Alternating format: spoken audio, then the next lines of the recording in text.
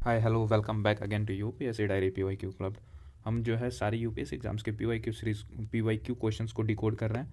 ठीक है, proper explanation दे रहे हैं, वैल्यू एडिशन कर रहे हैं जो कि फर्दर एग्जाम्स में आ सकते हैं। ठीक है, आज डे 14 है और हम लोग जो है CDS 2021 का जो सेकंड पेपर है उसका ज्योग्राफी सेक्शन, ज्योग्राफी सब्जेक्ट को डिस्कस कर रहे हैं और ये हमारे डेली पीवाईक्यू प्रैक्टिस का पार्ट है। आई होप कि आप फॉलो कर रहे होगे इसे।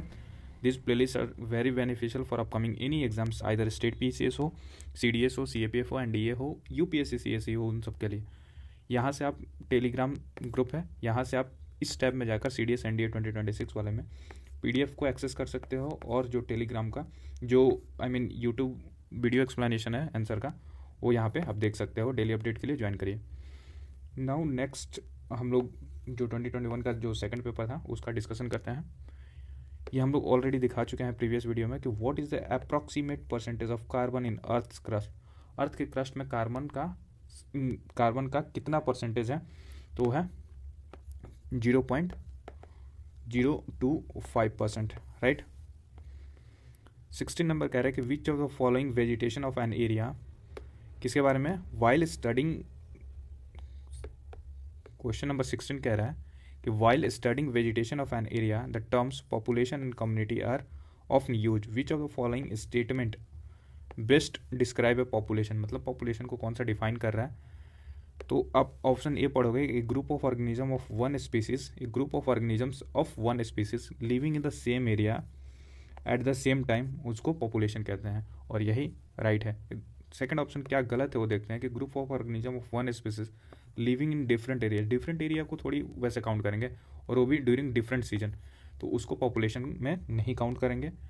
सी ऑप्शन क्या करें कि unit consisting of a biotic and abiotic component, तो इसको इकोसिस्टम कहते हैं। इकोसिस्टम का ये डिफिनेशन, इको सिस्टम का ये डिफिनेशन है, ना कि पॉपुलेशन का।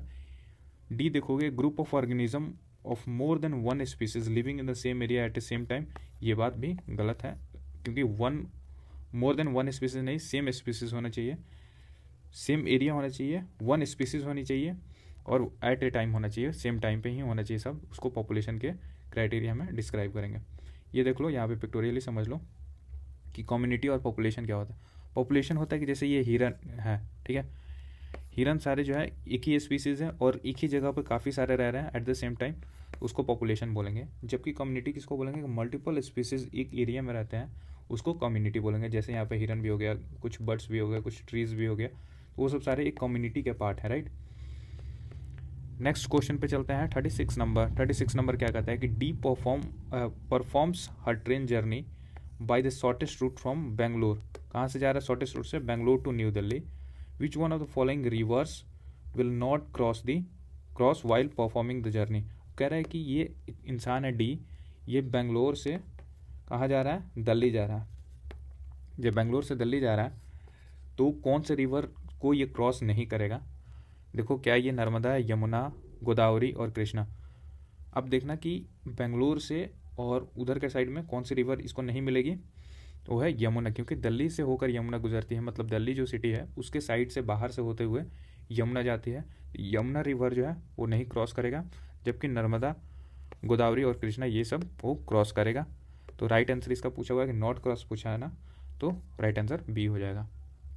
पिक्टोरियली इसको समझो कि कृष्णा रिवर जो है इधर, और ये है बेंगलोर और ये है दिल्ली, यहाँ से वहाँ ट्रेन जाना है और ये शॉर्टेस्ट डिस्टेंस यानी कि डिस्प्लेसमेंट कवर कर रहा होगा। अब नर्मदा रिवर जो है, कृष्णा रिवर ये जो है ये ओवरऑल इधर कहाँ से निकलती है, कृष्णा महाबलेश्वर से निकलती है जो कि महाराष्ट्र में है, और ये पूरा क्रॉस करके जाएगी यहाँ पे और ये बे ऑफ बंगाल में ड्रेन करती है, तो इसको क्रॉस करना ही है कैसे भी। फिर गोदावरी जो है त्रिमकेश्वर से ओरिजिन होता है इसका, जो कि नासिक में है और महाराष्ट्र में, और यहाँ पे ये बे ऑफ बंगाल में ही ड्रेन करती है गोदावरी भी, तो इसको भी पूरा ये साउथ इंडिया का ऑलमोस्ट वैसे ट्रेवल करती है वो। फिर नर्मदा जो है ये अरबियन सी में जाकर ड्रेन करता है और नर्मदा जो है अमरकंटक के आसपास से ओरिजिन होता है इसका, तो ये भी क्रॉस करके जाना ही है क्योंकि आधा से ज़्यादा पार्ट ये कवर करता है। यमुना जो है दिल्ली से जस्ट क्रॉस करके निकलती है, दिल्ली के बाहर वाले इलाके से निकलती है, इसलिए वो दिल्ली को क्रॉस नहीं करेगा। ये होता है पिक्टोरियल मैप। प्रॉपरली आप जब ऑब्जर्व करते हो आंसर्स को और मैप को, तो वैसे आपको समझ में आता है कि करना क्या है। आंसर जो है यमुना है इसका। 37 नंबर कह रहा है कि identify the state on the basis of the following characteristics, मतलब कैरेक्टरिस्टिक्स किसी का दिया हुआ है एक स्टेट का, ठीक है, और उससे पहचाना है कि कौन सा स्टेट है। वो कह रहे हैं कि ट्रॉपिक ऑफ कैंसर जो है passes through the state. Tropic of Cancer total कितने इंडियन स्टेट से पास होता है? 8। और इसमें कह रहा है कि इन स्टेट्स में से ट्रॉपिक ऑफ कैंसर पास होता है। आपको याद है कि ट्रॉपिक ऑफ कैंसर किन किन स्टेट से पास होता है, तो आप इजिली कर सकते हो। The state has more north south extension. ये कह रहा है कि नॉर्थ और साउथ का एक्सटेंशन जो है इसका वो बहुत ज़्यादा है। Now the state has international border with Bangladesh and Myanmar. अब कह रहे हैं कि ये जो स्टेट है वो बांग्लादेश से भी बॉर्डर शेयर करता है और म्यांमार से भी करता है। यहाँ पे फैक्ट चेक करो कि जो, और ऑप्शन में कौन सा है, सारे नॉर्थ ईस्टर्न स्टेट हैं। जब नॉर्थ ईस्टर्न स्टेट हैं यहाँ पे, तो म्यांमार से बॉर्डर शेयर करने वाला कौन कौन सा है? पहला वो देखो कि म्यांमार से त्रिपुरा बॉर्डर शेयर नहीं करता है। त्रिपुरा जो हो 3 साइड से बाउंडेड है बाई बांग्लादेश, बट म्यांमार से नहीं, तो पहला ऑप्शन खत्म। सेकंड जो है नागालैंड, मणिपुर और मिजोरम जो है ये म्यांमार से बॉर्डर शेयर करते हैं, ठीक है। सेकंड ऑप्शन पे आते हैं। ये कह रहा है कि मोर नॉर्थ साउथ एक्सटेंशन, कोई नहीं, आगे देखते हैं। Tropic of Cancer passes. अब ट्रॉपिक ऑफ कैंसर 8 स्टेट से पास होता है, जिसमें 2 नॉर्थ ईस्ट के हैं। 2 कहाँ के हैं? North east. और वो कौन कौन से हैं? एक है त्रिपुरा और दूसरा है मिजोरम। त्रिपुरा और ट्रॉपिक ऑफ कैंसर त्रिपुरा और मिजोरम से नहीं होता है, वही तो, त्रिपुरा और मिजोरम से होता है, ठीक है। तो त्रिपुरा हमने देख लिया कि त्रिपुरा जो है म्यांमार से बॉर्डर नहीं से कर रहा है, इसलिए कट गया, तो राइट आंसर मिजोरम होगा। देखो PYQ कैसे आपको ऑप्शन एलिमिनेशन और स्टेटमेंट से आप क्वेश्चन को डायरेक्टली कर सकते हो, ये होता है लॉजिक, और ऐसे ही करना है आपको एग्जाम में। राइट आंसर ऑप्शन बी है। यहाँ पर कुछ समझना, ये जो है मैप है नॉट ऑन स्केल, बट देखो जो ट्रॉपिक ऑफ कैंसर है वो पास करता है यहाँ से, त्रिपुरा और मिजोरम से, ये मणिपुर नहीं जाता है। त्रिपुरा और मिजोरम जो है 2 स्टेट है जहाँ से ट्रॉपिक ऑफ कैंसर पास करता है नॉर्थ ईस्टर्न में, तो राइट आंसर मिजोरम हो जाएगा। 38 नंबर जो है, M wants to visit a place in Union Territory which is located at 34 degree north, 77 east. Which of the following Union Territory must have planned to visit? जो है M का कुछ coordinates दिया हुआ है और वो बोल रहा है कि कौन से स्टेट को ये विजिट करने की बात कर रहा है, बेसिकली यूनियन टेरिटरी के, राइट। अब जो इंडिया का मैप है हमारा, उसको देखना, ये है अपना इंडियन मैप, ठीक है। अब ये कह रहा है कि 34 डिग्री, आपको पता है कि ट्रॉपिक ऑफ कैंसर जो है, ट्रॉपिक ऑफ कैंसर जो है पास करता है गुजरात, महाराष्ट्र, ठीक है, यहाँ पे छत्तीसगढ़ और वो सब बाकी स्टेट से यहाँ से पास करता है। ये कितने डिग्री होता है? 23.5 डिग्री होता है, ठीक है। अब ये कह रहा है कि 34 डिग्री यहाँ पे नॉर्थ में होना चाहिए, यानी कि ये काफ़ी ऊपर वाला स्टेट होगा, पहला चीज़ 34 बोल रहा है। सेकंड बोल रहा है कि 77 डिग्री ईस्ट है, यानी कि यहाँ से अपना इंडियन स्टैंडर्ड टाइम जो कि 82.5 होता है, 82.5 डिग्री होता है। अब कह रहा है कि ये 77 से होगा, यानी कि 77 किधर होगा? इधर होगा। तो ये स्टेट यहाँ पे कोऑर्डिनेट बन रहा है। अब ये स्टेट कहाँ पे है? ये है लद्दाख का कोऑर्डिनेट बोल रहा है, ठीक है, और ये लद्दाख राइट आंसर होगा, ठीक है। ऐसे कोऑर्डिनेट्स आपको सिर्फ ट्रॉपिक ऑफ कैंसर कितना है और कैप्रिकॉन कहाँ है, सॉरी कैंसर और इंडियन स्टैंडर्ड टाइम का मैप पता होता तो आप इजीली इस क्वेश्चन को कर लेते हैं, ठीक है। ये सब गणित करने का ज़रूरत भी नहीं पड़ता, ठीक है। लद्दाख इसका राइट आंसर है। ये देख लो आप, 34 डिग्री लैटीट्यूड है और 77 ईस्ट, ये कहाँ पे है? लद्दाख में कोऑर्डिनेट इसका जा रहा है, ठीक है। 63 Which of the following state is are correct with respect to time zone of India? There is one standard time for whole of the country, बिल्कुल बात सही है, और दैट इज़ कितना है कि जो भी हम मेज़र करते हैं 82 degree 30 minute east, 82 degree 30 minute east long Indian Standard time से उसके कंपेरेटिवली मेज़र करते हैं, और ये सिंगल है। Andaman and Nicobar island and Lakshadweep island have different time zone, ये बात गलत है, क्योंकि अभी कह रहा है कि जब सेम टाइम जोन है पूरे इंडिया में, तो कैसे अंडमान निकोबार और लक्षद्वीप का डिफरेंट टाइम जोन होगा? टाइम जो है वो डिफरेंट हो सकता है, सनसेट का टाइमिंग और वो सब सारी चीज़ें, बट टाइम जोन डिफरेंट नहीं है, वो सबका सेम है।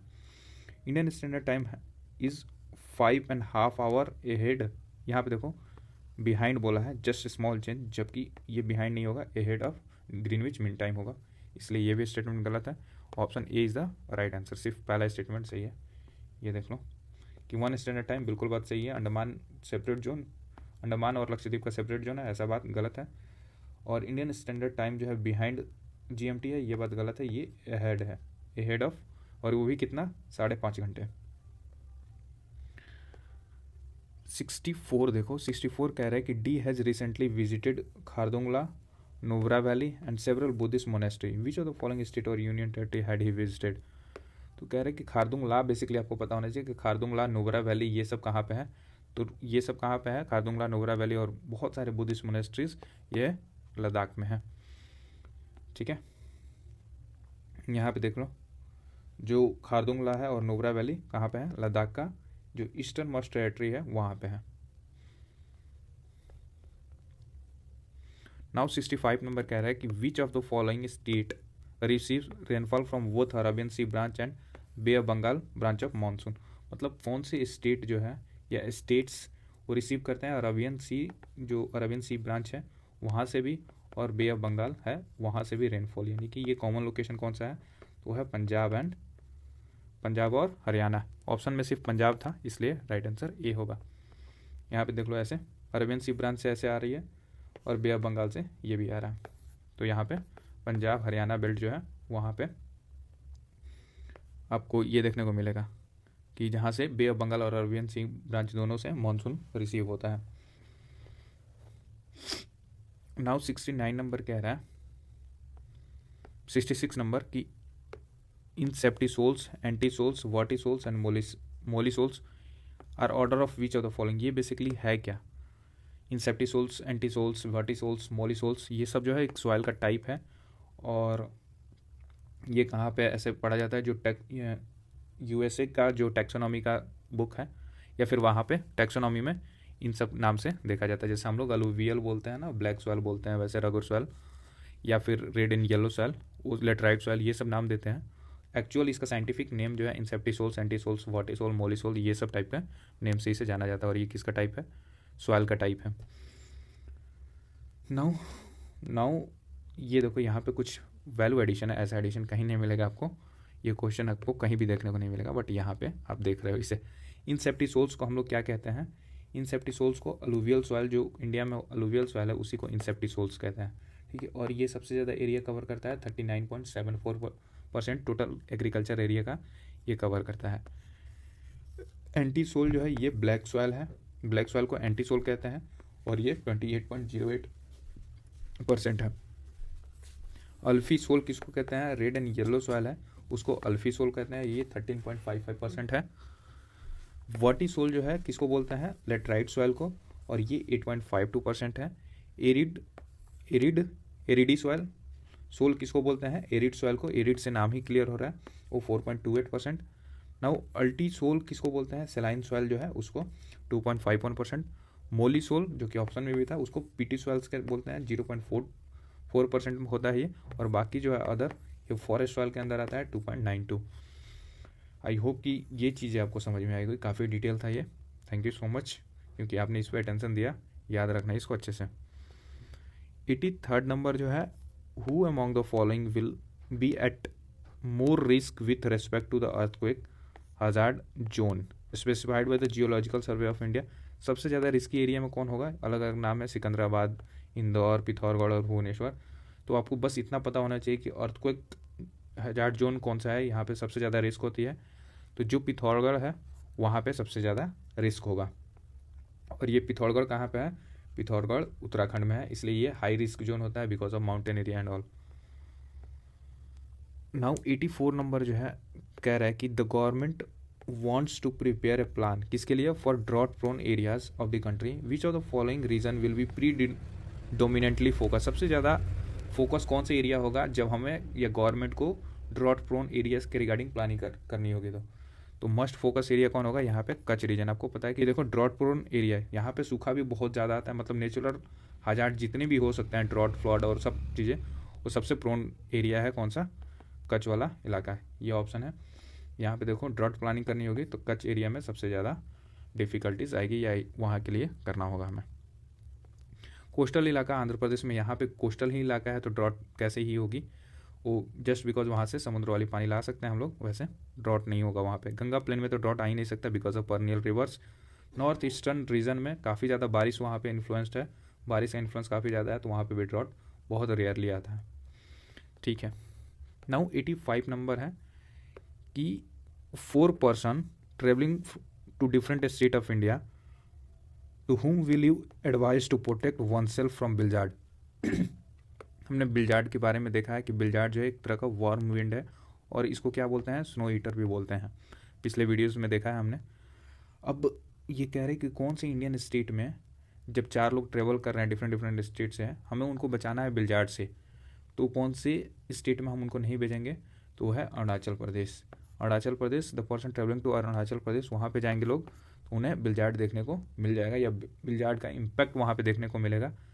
ठीक है, क्यों ऐसा बोल रहा हूँ कि क्या होता है कि अरुणाचल प्रदेश एक माउंटेन एरिया है और यहाँ पे काफ़ी ज़्यादा स्नो होगा। जब बिलजार्ड फ्लो होगा तो क्या होगा कि ये स्नो को पिघला देगा, वार्म विंड होता है, और इसकी वजह से यहाँ पे काफ़ी नेचुरल डिजास्टर आने का केसेस बढ़ सकते हैं, जैसे फ्लड आ सकता है, क्या बोलते हैं उसको, लैंडस्लाइड हो सकता है, ये सब सारे केसेस बढ़ सकते हैं। तो इसलिए हमें उनको एडवाइस करना पड़ेगा इस 4 लोगों को कि एटलीस्ट वहाँ पे नहीं जाओ, क्योंकि वहाँ पे बिलजार्ड का इम्पैक्ट ज़्यादा होगा। ठीक है, 87 नंबर जो है क्वेश्चन, वहाँ क्या बोल रहा है कि the distance between the 2 cities has been reduced by the Atal tunnel. Atal tunnel जो है उसके द्वारा रिड्यूस कौन सी 2 सिटीज़ के बीच में डिस्टेंस को कम कर दिया गया है, तो है मनाली और लेह के बीच में जो है डिस्टेंस जो है अटल टनल के द्वारा कम कर दिया गया। अटल टनल का लेंथ जो है 9.02 है किलोमीटर।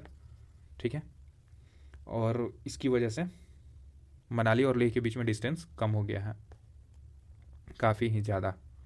नाउ 95 नंबर है कि the extent of damage caused by earthquake is not influence by, किससे नहीं इन्फ्लुएंस होता है, तो वो है climate of an area. Climate of an area से कोई भी फर्क नहीं पड़ता है अर्थक्वेक से, जबकि स्ट्रेंथ ऑफ अर्थक्वेक से पड़ेगा फर्क, पॉपुलेशन डेंसिटी से पड़ता है, टाइप ऑफ बिल्डिंग जो भी हम इंफ्रास्ट्रक्चर क्रिएट कर रहे हैं उससे भी पड़ेगा, लेकिन जो क्लाइमेट होगा उस एरिया का उससे कोई फ़र्क नहीं पड़ेगा अर्थक्वेक के होने या ना होने से, या उसके डैमेज से।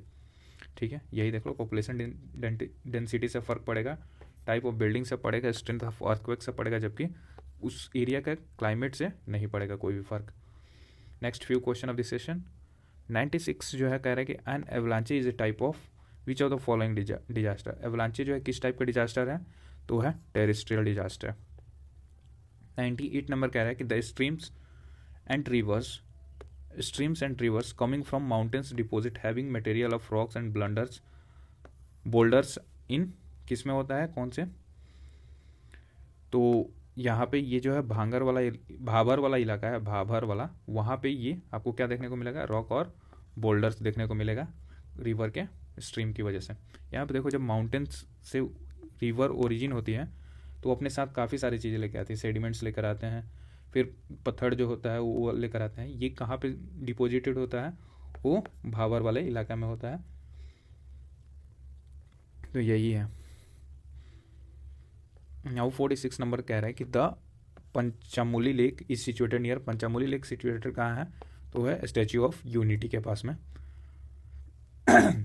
पंचामुली लेक सिचुएटेड है, और ये कहाँ पे है, गुजरात में, राइट। तो पंचामुली लेक याद करना, जो भी स्टैच्यू ऑफ यूनिटी हम लोग सरदार पटेल जी का देखते हैं वो उसके आसपास कौन सी लेक है, पंचामुली लेक है, और ये कहाँ पे है, दोनों गुजरात में। ठीक है, thank you for today session, और आई होप कि you have enjoyed today session. Will see you in the next video और इन द नेक्स्ट क्लास, जहाँ पे हम 2022 के फर्स्ट पेपर को डिस्कस करेंगे। Okay, see you then.